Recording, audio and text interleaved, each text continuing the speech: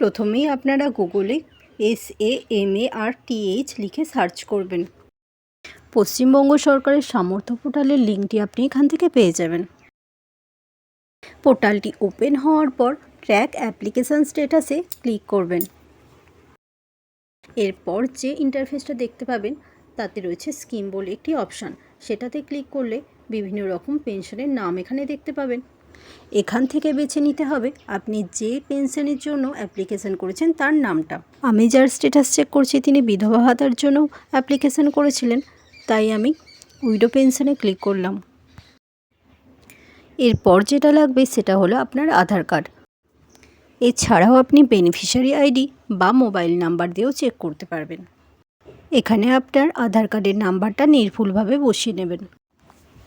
এরপর একটা ক্যাপচা রয়েছে যেটাতে দুটো সংখ্যার যোগফল লিখতে হবে, সেটা সঠিকভাবে লিখে সার্চ অপশানটায় ক্লিক করবেন।